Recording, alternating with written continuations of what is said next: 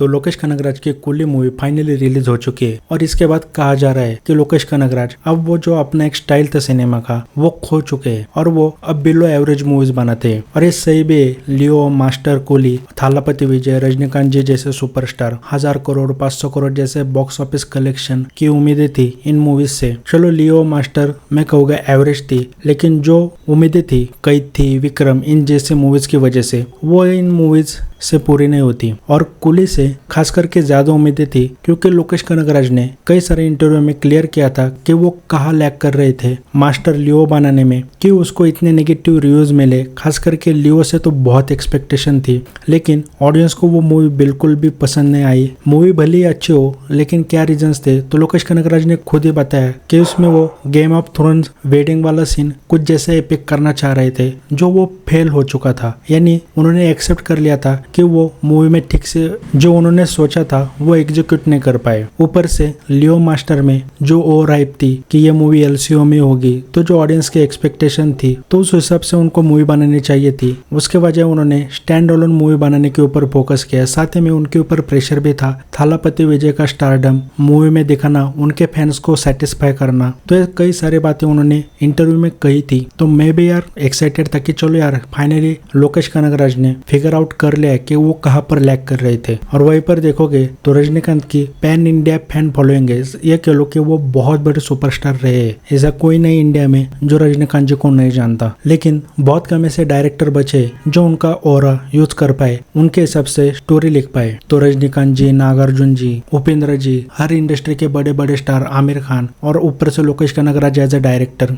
तो फिर मूवी कहाँ गलत हुई इसके बारे में हम बात करते हैं। सबसे पहले बात करें कैथी विक्रम। ये लोकेश कनगराज के पैशन प्रोजेक्ट है। मैं आज भी नहीं बोल सकता जब मैंने कैथी देखी थी क्या शानदार एक्सपीरियंस था। मतलब मूवी क्या होती है, एक एक्सपीरियंस करना, एक दूसरी दुनिया में खो जाना, एक इंसान की जर्नी देखना, वो कैथी देखते तुम्हें महसूस होता है। और विक्रम में तो यार रोलेक्स की एंट्री बहुत ही मजा आया था। तो ये बहुत पैशन से बने हुए लोकेश कनगराज की मूवीज थी। कैथी उनका सेकंड प्रोजेक्ट था एज अ कमर्शियल, वो भी बिग स्टार के साथ, कार्ती जैसे, जहाँ पर उन्होंने 100% दिया। और उसके प्लानिंग उनकी कई सालों से थी, वो स्टोरी उनके पास रेडी थी, उनके ऊपर प्रेशर नहीं था क्योंकि तब वो कह लो कि वो दी लोकेश कनगराज नहीं थे जिन्होंने कैथी विक्रम बनाई थी। तो उनके ऊपर प्रेशर भी नहीं था कि ऑडियंस को सेटिस्फाई करना है। लेकिन कैथी के बाद जरूर उम्मीदें थी विक्रम से। और लेकिन लोकेश कनगराज कमल हसन के बहुत बड़े फैन है, जो वो कई बार कह चुके हैं। तो देखोगे उसमें भी बहुत अच्छी डिटेलिंग देखने को मिलती है। कमल हसन जी की पिछली विक्रम मूवी से वो बहुत बढ़िया कनेक्ट भी करती है। यानी वहां पर भी लोकेश कनगराज के दिमाग में कहीं ना कहीं आइडिया था। तो वो दो मूवीज आपको वेल मेड देखने को मिलते हैं। यहाँ तक कि विक्रम में इतनी डिटेलिंग थी कि आज भी उसके ऊपर लोकेश कनगराज की कोई नई मूवी आती है तो थियरीज बनते हैं कि इसके जरिए उससे कनेक्ट हो सकती है वो मूवी। लेकिन वहीं पर बात करें लियो, मास्टर, कूली की, तो सबसे पहले इसका प्रोडक्शन है सन पिक्चर्स। और बता नहीं यार सन पिक्चर्स का अभी क्या हो रहा है। सन पिक्चर्स बड़े स्टार के साथ मूवी नहीं बना पा रहा है, मूवीज फ्लॉप ही हो रही है। और लियो मास्टर का मुझे पता है, मतलब लोकेश कनगराज ने खुद ही कहा इंटरव्यू में कि उनके ऊपर प्रेशर था थालापति विजय जितने बड़े स्टार को दिखाने का, तो उनको स्टोरी में कई चेंजेस भी करने पड़े थे। और इनका फर्स्ट टाइम एक्सपीरियंस था इतने बड़े स्टार के साथ काम करने का, तो वो कई चीजों पर कॉम्प्रोमाइज भी करते हैं। लेकिन वहीं पर बात आती है रजनीकांत जी की कूली मूवी में, तो यहाँ पर ऐसा लगता है कि लोकेश कनगराज बिल्कुल भी इंटरेस्टेड नहीं थे, या फिर क्यों उन्होंने ये मूवी बनाई। सबसे पहले वो कह रहे कि 2 साल तक उन्होंने कहानी लिखी, तो वो बिल्कुल झूठे, एक पीआर टैक्टिक कह लो। मतलब यार कूली में भर भर के प्लॉट होल्स है। और लोकेश कनगराज के दिमाग में ये भी साफ नजर आता है कि कोई आइडिया नहीं था रजनीकांत जी या फिर थालापति विजय को मूवी बनाने का। कैथी और विक्रम के सक्सेस के बाद ऐसा लगता है कि सन पिक्चर्स ने जबरदस्ती थालापति विजय और रजनीकांत जी के साथ लोकेश कनगराज को मूवी बनाने को कहा। और वही नेल्सन के साथ भी देखता है क्योंकि बेस्ट मूवी भी वो थालापति विजय के साथ ठीक से नहीं बना पाए।